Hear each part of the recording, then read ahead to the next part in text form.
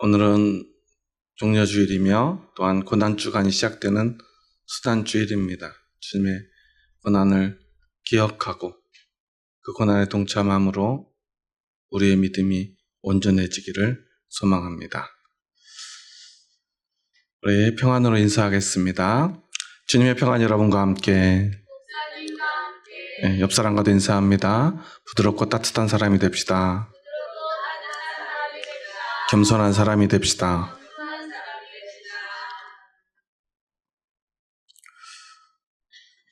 (4월) 중순인데요. 어제 밤에는 눈이 내리더라고요.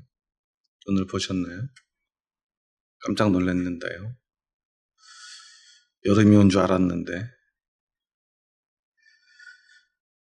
요즘 이렇게 변덕스러운 날씨를 보면서 이런 날씨가 우리의 인생과도 너무나 닮아있다는 생각을 합니다.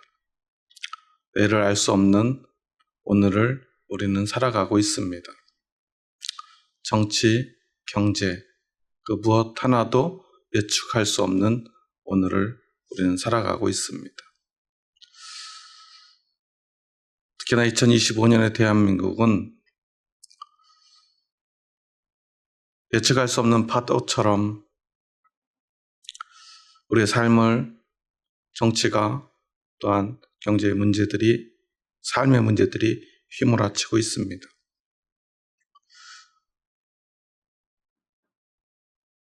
이러한 상황 속에서 오늘 우리는 그리스도인으로서 어찌 살아야 되는지 다시 한번 고민해야 될 때인 것 같습니다. 특별히 오늘은 종려주일입니다. 고난주간이 시작되는 날입니다.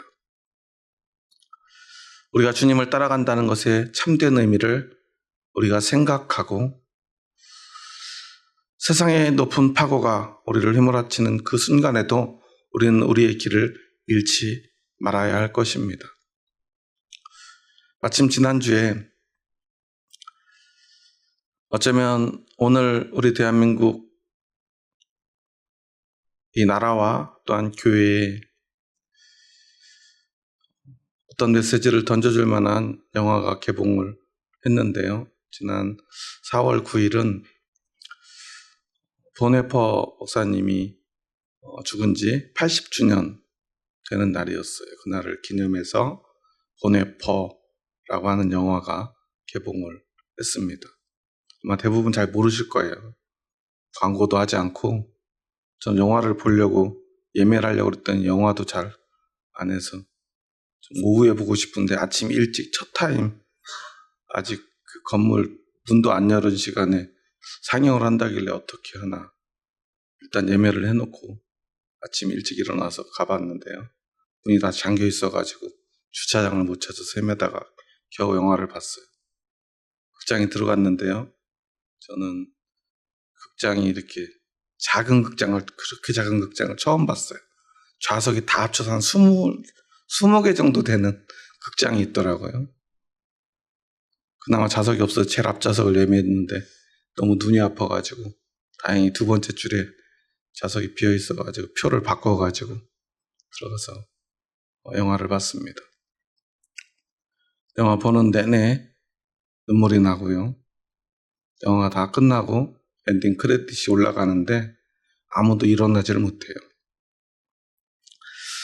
마지막 순간에 보네퍼 목사님이 결국 교수대에 서서 그의 삶의 마지막 말씀을 고백합니다.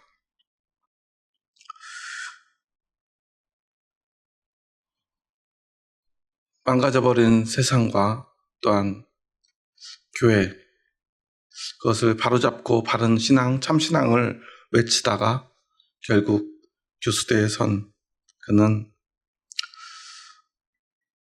예수님이 산상수훈으로 말씀하셨던 마태복음 5장의 말씀을 고백합니다. 애통하는 자는 복이 있나니 그들이 위로를 받을 것이며 긍휼히 여기는 자는 복이 있나니 그들이 긍휼히 여김을 받을 것이며 마음이 청결한 자는 복이 있나니 그들이 하나님을 볼 것이며. 그가 죽은 것은요, 그가 나치 아니 히틀러 암살 사건에 연루되었다는 죄명이었습니다. 목사가 암살을 한다는 것, 상상도 할 수 없는 일이죠. 더군다나 누구보다 더 청렴하고 올바른 삶을 강조했던 그였기에 그 충격은 더 컸을 것입니다. 그래서 누군가는 그를 비난하기도 합니다. 하지만 그가 그렇게 암살 계획에 가담할 수밖에 없었던 것은 또한 그의 신앙 때문이었습니다. 2차 대전, 독일은 나치가 정권을 잡고 있었습니다. 미국 유니온 신학교에 유학 중이던 20대 초반의 젊은 보네퍼 목사님은 자신의 본국으로 돌아왔을 때 놀라운 소식을 들어요. 나치가 이제 정권을 잡고 세상이 너무나 많이 변하고 있다고 말할 때 의아해합니다. 자기가 미국 가기 전까지만 해도 나치라고 하는 정당은 한 10% 정도도 안 되는 지지율을 가진 아주 작은 정당이었는데 어떻게 그런 일이 가능했는가? 이해를 하지 못합니다. 그런데 세상은 너무나 달라져 있었습니다. 나치는요, 사람들을 선동하고 폭력으로 세상을 움직이기 시작했고요. 그의 선동의 도구로 교회를 이용했습니다. 그래서 독일의 교회는 나치에 의해서 독일 제국교회라는 이름으로 다시 재건되었고요. 독일 제국교회의 어떤 목사는 이런 고백을 하기도 합니다. 그리스도가 히틀러를 통해 우리에게 오셨고 그의 권력, 정직, 믿음 이상으로 구세주가 오셨다. 독일 교회는 히틀러에게 충성을 맹세하고 히틀러를 독일의 예수 그리스도라고 방송에서 그리고 설교하는 강단에서 외쳤습니다. 히틀러의 독일 교회는요, 히틀러 성경이라고 하는 성경을 만들어내고요. 10계명을 변형해서 12계명을 만들어냈는데 그 중에는 이런 내용도 있습니다. 총통을 경외하라. 총통은 히틀러죠. 교회 재단에는 십자가 대신 나치의 문양 휘장이 둘러졌습니다. 예수님은 유대인이 아니고 아리아인이라고 주장하기 시작했습니다. 그리고 민족의 그 혈통을 지켜내야 된다라고 12계명에 기록하기도 했습니다. 이것은 있을 수 없는 일이라고 보네퍼 목사는 강단에서 외쳤습니다. 그가 설교할 때 나치 군인들은 그 교회에 앉아서 그의 설교를 듣습니다. 그리고 그를 위험인물로 지정합니다. 사람은 하나님의 영광을 받을 수 없고 사람이 그리스도가 될 수 없다고 보네퍼 목사는 외칩니다. 그 설교를 마치고 그의 스승이자 그 설교했던 교회의 주교였던 니에몰로 주교는 보네퍼를 회유합니다. 지금 시대가 달라졌고 나치를 통해서 우리의 교회가, 독일 교회가 다시 살아날 기회를 얻을 것이다. 교회 의자는 텅 비어 있었지만 나치를 통해서 다시 우리 교회는 부흥되기 시작했다. 교회 의자가 찼고 교회는 부흥되고 앞으로 교회는 이 나치를 통해서 히틀러를 통해서 다시 한번 제2 부흥의 길을 열게 될 것이다. 하나님이 히틀러를 보내주셨다라고 보네퍼를 회유합니다. 그런데 시간이 흘러 이 니에몰로 주교는요, 자신이 잘못 생각했음을 보네퍼에게 인정하고 용서를 구합니다. 그리고 그에게 오늘 자신의 마지막 설교가 될 텐데 그 자리에 와달라고 부탁합니다. 나치 군인들이 그 자리에서 그를 감시하고 있는 그곳에서 니에몰로는 외칩니다.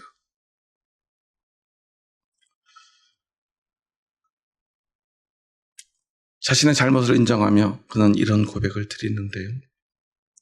나치는 처음에 공산주의자를 숙청했습니다. 하지만 나는 공산주의자가 아니기에 침묵했습니다. 그 다음에 유대인을 숙청했습니다. 나는 유대인이 아니기에 침묵했습니다. 그 다음에 노동조합원을 숙청했습니다. 나는 노동조합원이 아니기에 침묵했습니다. 그 다음엔 가톨릭 교도를 숙청했습니다. 나는 개신교도였기에 침묵했습니다.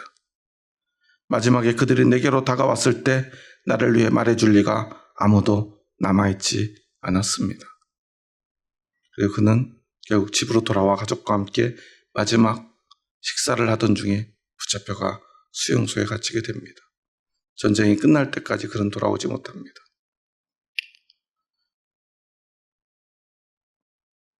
어린 자식이 보는 앞에서 비참하게 끌려갑니다. 그가 지지했던 나치에 의해서 말이죠.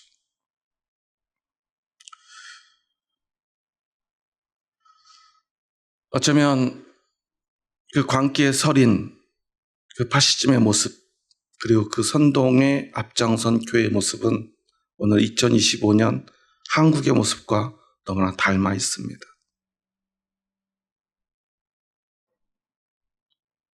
물론 보네포 목사의 그 외침이 어떤 의미인지도 모른 채 정광훈 목사는 자신이 보네포의 심정으로 미치광이 운전자를 끌어내리겠다라는 이야기를 합니다. 물론 그 대상은 우리들이 생각하는 진짜 미치광이 운전자가 아니죠. 그들은 여전히 반공을 외칩니다. 사실 반공을 외쳤던 사람은 히틀러였죠. 어떤 사람들을 혐오의 대상으로 만들고요. 그게 공산주의자든 유대인이든 개신교도 입장에서 가톨릭이든 좌파운동을 했던 노동조합원이든 결국 그 화살은 우리들에게도 날아올 수 있다는 그 사실을 우리는 기억해야 합니다. 그리고 무엇보다 예수님은 어떤 혐오도 용납하지 않으셨다는 사실을 우리는 기억해야 합니다. 그래서 보네포는 그것과 맞서 싸웁니다. 모든 교회가 히틀러에 동조할 때 홀로 외롭게 그것과 싸웁니다. 그리고 외롭게 숨어있던 사람들을 모으고요. 참신앙, 참믿음의 길을 가려하는 사람들과 함께 그런 지하교회, 보이지 않는 곳에서 참믿음의 길을 외치고 가르치고 그 마음을 나눕니다. 그 모습을 통해 우리는 참신앙의 길이 무엇인가를 다시 한번 생각했으면 합니다.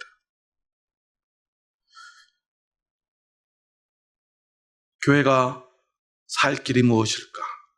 오늘 2025년 대한민국에 세워주신 그 주님의 몸된 교회인 우리 교회들이 진짜 살 길은 무엇일까? 반공을 외치는 것일까요? 이 나라가 좌파들에 의해서 점령당한다면 교회는 망하게 될까요? 그 두려움이 파시즘을 만들어내지 않았습니까? 외노자들이 한국을 점령하고 있다 외치며 그들에 대한 혐오를 조장했죠. 동성애자들 때문에, 동성애자들을 위한 법 때문에 한국 교회가 망할 거라고 외쳤습니다. 보네포 목사님 당시의 독일과 오늘 한국은 너무나 닮아 있죠. 어떤 대통령은 이제는 전 대통령이 되었는데요. 비상계엄으로 군대를 동원하려 했습니다. 그가 하려고 했던 것이 과연 히틀러가 하려고 했던 것과 다른 것일까요? 우리는 지금 그 위기를 넘겼기에 별것도 아니었나라는 생각을 할지 모릅니다. 보네포 목사님도 그랬습니다. 나치가 무슨 힘이 있겠어? 저런 말도 안 되는 주장을 누가 믿겠어? 그런데 대다수의 독일인들의 지지로 그들은 집권을 하고요. 그 말도 안 되는 일들을 실제로 눈앞에 버렸고요. 수천만의 유럽인들을 죽음에 이르게 했습니다. 수백만의 유대인들을 학살했습니다. 얼마나 많은 사람들이 죽었습니까? 호네퍼가 히틀러 암살의 계획에 참여한다고 이야기하자 그의 친구는 말립니다. 이것은 옳지 않다고 말이죠. 어떻게 목사가 사람을 죽일 수 있느냐? 너는 사람을 살리는 일을 하는 사람인데. 하지만 보네퍼는 말합니다. 그로 인해 오늘 수많은 사람들이 죽어가고 있지 않느냐?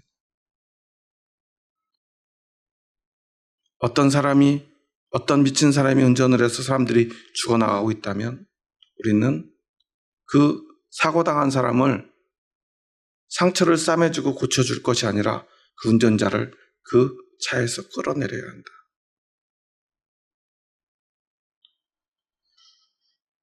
어떤 것이 진짜 주님의 뜻인지 우리는 다시 한번 생각해 보아야 합니다. 교회가 세상의 권력을 등에 업고 살아남으려 한다면 그것은 우리가 과거 80년 전, 100년 전 독일 제국교회가 히틀러의 선동에 앞장섰던 것과 같은 길을 걸어가는 것입니다. 하지만 오늘 사도 바울은 우리에게 이렇게 권면합니다. 우리 한번 오늘 본문의 말씀 5절의 말씀을 함께 봉독하도록 하겠습니다. 5절입니다. 너희 안에 이 마음을 품으라. 곧 그리스도 예수의 마음이니. 하지만 교회는 오직 그리스도 예수의 마음을 품는 사람들입니다. 그러면 그리스도 예수의 마음은 어떤 마음입니까? 6절에 보면 그는 근본 하나님의 본체시나 하나님과 동등됨을 취할 것으로 여기지 아니하시고 오히려 자기를 비워 종의 형체를 가지사 사람들과 같이 되셨다고 고백하고 있습니다. 그리스도 예수의 마음은 자기를 비우는 마음입니다. 자기를 비운다는 것은 어떤 뜻이냐면 하나님의 본체, 하나님과 동등됨, 즉 하나님의 능력과 하나님의 지위를 기꺼이 포기하는 것입니다. 하나님의 본체인 예수님, 하나님과 동등된 예수님입니다. 하나님의 본체라고 하는 것은 하나님과 같다고 하는 거죠. 하나님과 같다고 하는 것은 그의 능력을 의미합니다. 동등되다고 하는 것은 그의 지위를 의미합니다. 우리는 어떤 높은 사람, 힘 있는 사람, 능력 있는 사람의 능력을 갖기 원하고요. 어떤 지위를 얻기 원합니다. 어떤 지위에 오르고자 하는 것은 그 지위가 주는 능력을 행사하고 싶은 것입니다. 그렇지 않습니까? 그런데 예수님은요, 그 모든 것을 이미 가지고 있지만 그것을 기꺼이 포기하셨다는 것입니다. 자기를 비우셨다는 것입니다. 그리고 그렇게 된 것이 바로 사람들과 같이 된 것이라고 성경은 말합니다. 그 말은 우리 사람에게는 하나님의 능력도 하나님의 지위도 없다는 의미입니다. 사람은 결코 하나님과 같은 능력을 가질 수도 없고 하나님의 지위에 오를 수도 없습니다. 아니, 올라서도 안 됩니다. 그런데 앞에서 이야기한 히틀러는 어땠죠?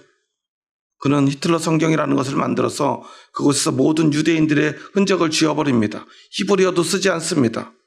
심지어 할렐루야, 예루살렘 같은 말도 다 없애버렸다고 그래요. 그리고 예수님은 유대인이 아니라고 주장했습니다. 예수님은 아리아인, 독일인이라고 그는 주장합니다. 그리고 그곳에 12계명을 만들어서 히틀러를 경외하라고 기록합니다. 자신이 하나님이 되려고 하는 것입니다. 그런데 우리가 기억해야 될 게 있습니다. 인간은 누구나 하나님이 되고 싶어 한다는 것입니다. 하나님의 자리에 오르고 싶어 한다는 사실입니다. 하나님의 능력을 갖고 싶어 한다는 것입니다. 저희가 어렸을 때는요, 남자애들은 어렸을 때 유치원 다닐 때 초등학교 저학년 때 다리가 보통 한 번씩 부러져요. 왜 부러지죠? 등에다가 빨간 망토를 두르고 옥상으로 올라가고 나무 위로 올라가서 뛰어내려요. 자기가 뭐라고 외치면서 뛰어내리죠? 슈퍼맨이라고 하고 뛰어내리죠. 그게 우리의 본성입니다. 우리는 그러한 능력과 힘을 갖고 싶어 해요. 우리는 그렇게 타고났습니다. 죄가 우리에게 가져다 준 마음입니다. 하나님처럼 되고 싶은 마음이요. 보네퍼는 그의 설교 부활이 없다면 에서 이런 말을 합니다. 성금요일 예수님 십자가에 달려 돌아가신 그 밤은 사람이 되신 하나님이 되려고 하는 사람들에게 죽임당한 날이다라고 말이죠. 사람들은 그렇게 하나님이 되고 싶어하고 하나님의 영광을 갖고 싶어합니다. 하지만 예수님은요, 하나님이셨지만, 하나님의 능력을 가지셨지만, 하나님의 지위를 가지셨지만, 하나님의 영광을 당연하게도 누리셔야 하지만 그 모든 것을 포기하셨습니다. 그리고 거기에서 더 나아가 십자가에 달려 죽으셨습니다. 그런 예수님을 하나님은 세상에서 가장 뛰어난 이름을 주시고 세상 모든 영광을 받게 하셨습니다.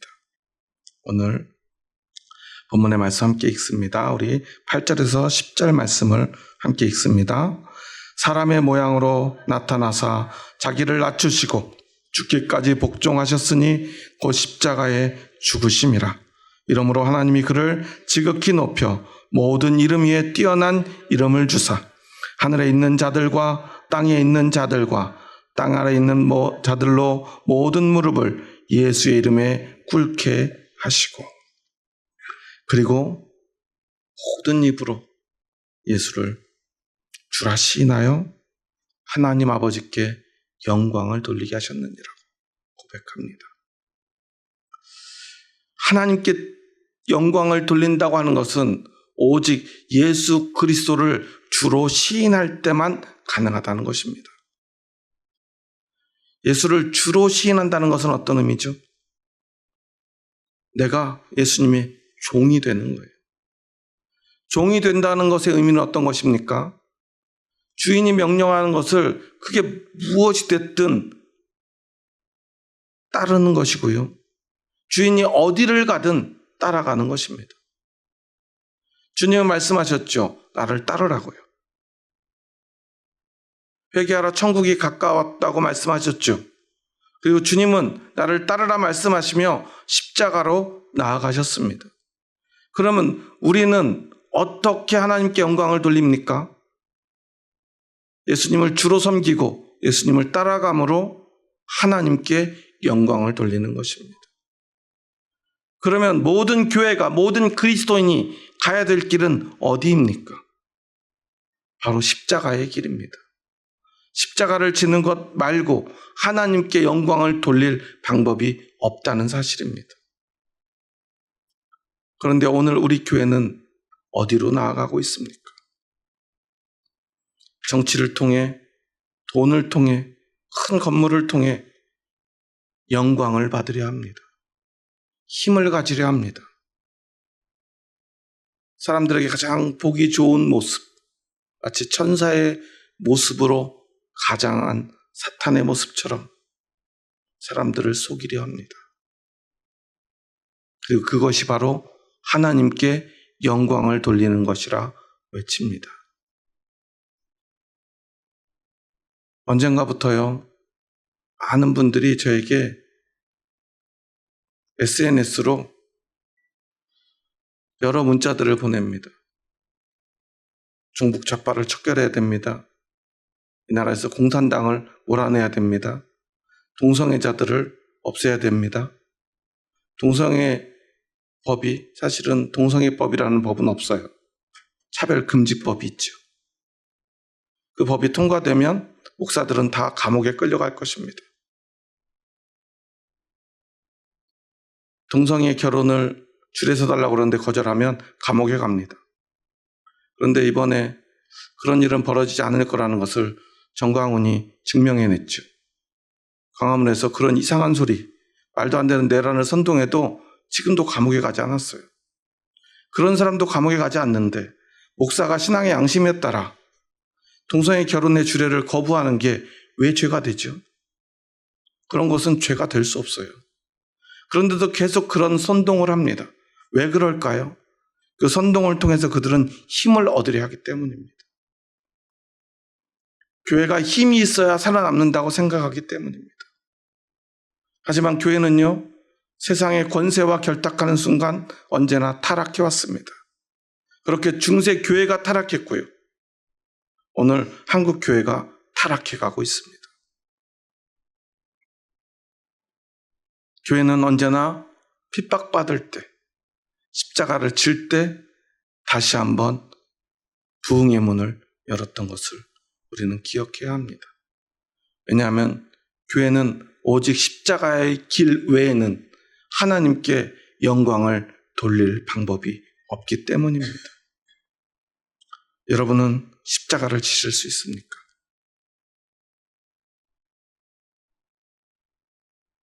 하지만 우리는 십자가를 질 능력이 없습니다. 우리는요, 나를 비울 용기가 없어요. 여러분 성공하고 싶습니까? 실패하고 싶습니까? 실패하고 싶은 사람이 어디 있겠습니까? 여러분은 부자가 되고 싶습니까? 가난해지고 싶습니까? 여러분 자녀들에게 왜 열심히 공부하라고 그러죠? 성공해야 되니까, 부자 돼야 되니까, 잘 살아야 되니까. 우리는 그렇게 성공을 향해 나아갈 수밖에 없습니다. 부자 되고 싶은 욕망을 멈출 수 없습니다. 너무나 당연합니다. 그런데 우리가 자기를 비우고요, 욕망을 버리고요, 그리고 우리가 종이 되어서 십자가를 질 수 있습니까? 그럴 수 없습니다. 우리는 자기를 비우지 못하고 종은 더욱이 못되며 십자가를 치는 것은 불가능합니다. 하지만 믿음은 그것을 가능하게 합니다. 그것이 바로 믿음이 우리에게 주는 능력입니다. 오직 믿음만이 우리에게 예수님의 마음을 품게 하기 때문입니다. 예수님의 마음, 자기를 비울 수 있는 마음, 자기가 가진 것도 포기할 수 있는 마음. 우리는 그분을 주인으로 섬기기 때문에 우리 안에는 주님의 마음이 찾아오고 주님의 마음은 우리에게 용기를 줄 것입니다. 그리고 그 용기에는 합당한 대가가 따를 것입니다. 예수님을 따르면, 예수님의 마음 때문에 우리가 믿음의 용기를 내면 우리 삶에는 고난이 찾아올 것입니다. 앞서 이야기했던 보네포 목사님 같은 그런 고난이 우리의 삶에도 찾아올지 모릅니다. 하지만 그 고난이 우리에게 얼마나 큰 축복인가를 우리는 기억해야 합니다. 제가 몇 주 전에 강아지를 한 마리 구조했다는 말씀을 드렸죠. 사실은 제가 구조한 건 아니죠. 저는 20분 동안 힘들게 계곡을 넘어갔지만 결국 그 강아지를 구조하지 못했는데 스님은 30초 만에 넘어가서 금세 구해내가지고 돌아왔는데 온몸에 상처난 그 자그마한 강아지가 자기를 해치려는 줄 알고 스님의 손을 물고 도망가 버렸어요. 다시 한번 등산할 기회가 이번 주에 있어서 등산 전부터 제가 전에 키우던 강아지 예정이라는 이름을 가지고 있었는데요. 예수정원교회 줄임말이었는데 그 강아지가 죽기 전에 사놨던 간식이 아직도 집에 있어서 간식을 등산 배낭에다가 잔뜩 넣고 혹시 다시 만날 수 있을까 하는 마음에 등산을 하다가 강아지를 구조했던 그쯤에 가서 두리번거리다 보니까요, 진짜 저쪽 한쪽 언덕에 강아지들 몇 마리가 있는 거예요. 자세히 보니까 제가 구조했던 강아지 같은 애가 있어서 다가가서 간식을 주다 보니까 뭔가 달라요. 비슷하게 생겼는데 알고 보니까 그 강아지 형제들인가 봐요. 남매인지는 잘 모르겠지만 자세히 안 봐서. 그래도 그 강아지한테 간식을 주다 보니까요, 제가 구조한 강아지도 나중에 이렇게 나타나더라고요. 다른 애들 봤을 때 얘가 맞나 안 맞나 했는데요, 그 강아지를 딱 보니까요, 제가 구조한 강아지인 줄 알겠더라고요. 그런데 강아지를 보니까 다른 애들은요, 딱 통통하고 살이 오르고 막 털도 윤기가 나고요, 더 예쁘고요, 건강하게 생겼는데요, 그때 왜 그 아이가 거기에 혼자 떨어져 있었는지 알겠더라고요.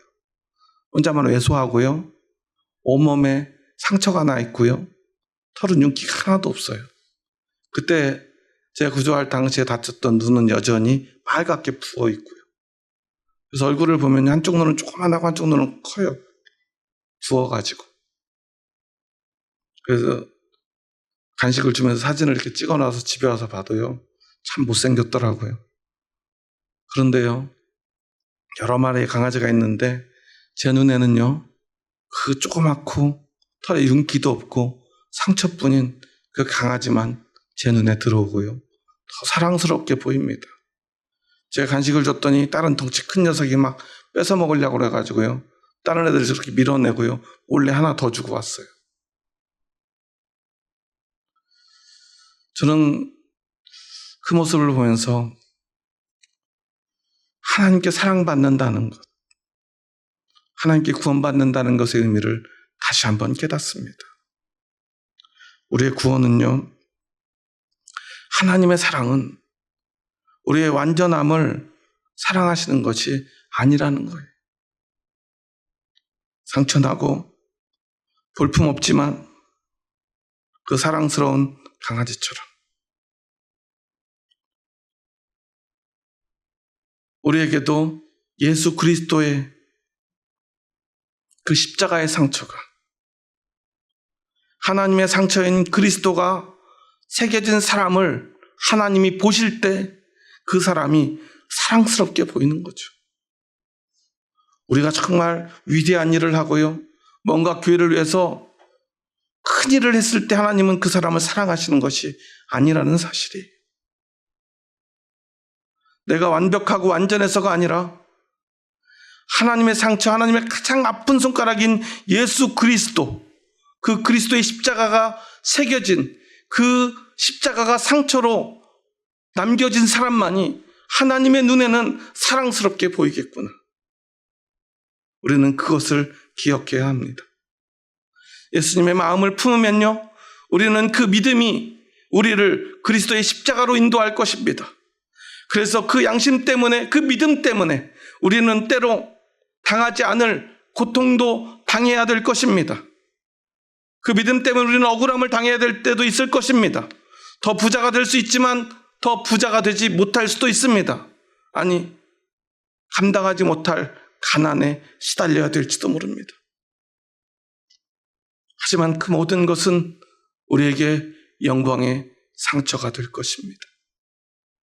하나님 보시기에 가장 아름다운 상처가 될 것입니다. 교회는 오직 그렇게 상처를 하나, 둘 새겨나가는 곳입니다. 그리고 기꺼이 그 상처를 받아들이는 곳입니다.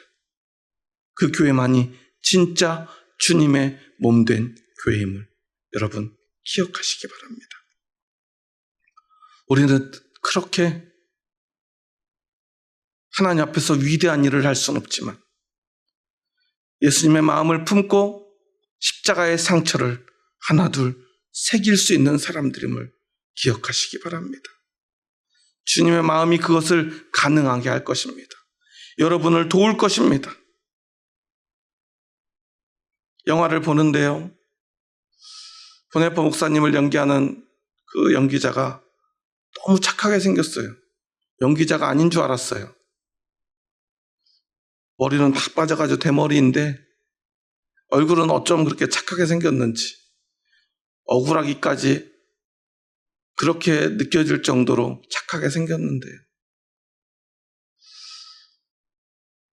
사람은커녕 강아지, 아니 벌레 한 마리도 못 죽이게 생겼는데요, 히틀러를 죽이겠다고, 약의 고리를 끊겠다고 결연히 외치는 그의 모습을 보면서요, 얼마나 마음속 깊은 곳에는 두려웠을까, 얼마나 힘들었을까. 하지만 이것을 해야 된다면 그러다 내가 죽어도 어쩔 수 없다고 결연히 외치는 그 모습 속에서 우리는 할 수 없지만 그 안에 계신 예수님의 마음이 그를 움직이는 것을 보게 됩니다. 우리도 마찬가지입니다. 우리가 어떻게 십자가를 질 수 있겠습니까? 하지만 예수님의 마음이 함께 한다면 우리는 그것을 할 수 있게 될 용기를 얻을 것입니다. 예수님 때문에 말입니다. 우리 안에는 그 예수님의 마음이 있습니다. 우리가 원래 착한 사람은 아닙니다. 우리는 착한 사람이 될 수도 없습니다. 하지만 예수님의 마음은 우리를 끊임없이 십자가로 또 십자가로 안내할 것입니다. 그리고 때로는 두려울 때 우리에게 용기를 줄 것입니다. 그 용기는 우리에게 많은 대가를 치르게 할 것입니다. 고통을 우리에게 선사할 것입니다. 우리에게 아픔을 줄 것입니다. 우리를 외롭게 할 것입니다. 우리를 두렵게 할 것입니다. 하지만 그것을 이겨낼 용기도 함께 주실 것입니다. 여러분 안에 그 용기가 있다는 사실을 여러분 기억하시기 바랍니다. 우리는 오직 그 주님의 마음을 품고 주님의 마음이 이끄는 대로 살아가는 사람임을 기억하시기 바랍니다. 여러분은 여러분 안에 예수님의 마음이 있음을 믿으십니까? 여러분이 착해서가 아니라 여러분의 믿음이 여러분 안에 예수님의 마음을 심어주었음을 기억하시기 바랍니다. 오직 그 마음이 이끄는 대로 살아가는 저와 여러분 될 수 있기를 주님의 이름으로 축원합니다. 어떤 것이 옳은 신앙인지 분별하기 어려운 오늘 2025년 대한민국, 이곳에서 참 주님의 길을 분별할 수 있는 것은 오직 하나뿐입니다. 바로 예수 그리스도의 마음입니다. 오직 그 마음을 품고 세상을 분별하며 십자가의 길 걸어가는 저와 여러분 되기를 소망합니다. 우리 마지막으로 함께 인사하고 오늘 말씀을 마쳤으면 합니다. 옆 사람과 이렇게 한번 고백하면서 인사하도록 하겠습니다. 함께 보면서 인사합니다. 우리 안에는 예수님의 마음이 있습니다. 예수님의 마음으로 살아갑시다. 그리고 한번 이렇게 고백하도록 하겠습니다. 옆 사람 손잡고 예수님의 마음이 집사님에게 용기를 줄 것입니다. 네, 우리 그 용기를 내고 그 용기를 가지고 십자가 지는 저와 여러분 되기를 소망합니다. 함께 십자가 지고 함께 용기 내야 될 형제 자매들에게 우리 주의 사랑으로 사랑한다 고백합니다. 주의 사랑으로 사랑합니다. 기도하시겠습니다. 하나님 감사합니다.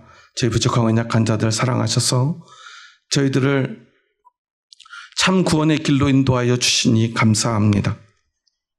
우리는 때로 내가 위대한 일을 감당해야만 구원받을 수 있다 착각합니다. 아니, 주님을 위해서, 주님께 영광 돌리기 위해서 우리는 완전한 삶을 살아내고 그것을 위해서 많은 노력을 기울이고 많은 힘과 능력을 가져야 될 것이라 착각합니다. 하지만 하나님이 우리에게 원하시는 것은 오직 하나님의 상처인 예수 그리스도의 십자가, 그 상처가 새겨진 한 영혼임을 기억하게 하여 주시옵소서. 그리스도의 상처가 새겨지지 않은 영혼, 그 영혼은 아무리 완전한 일을 하고 세상에서 위대한 일을 감당한다 할지라도 하나님의 구원에 참여하지 못함을 기억하게 하여 주시옵소서.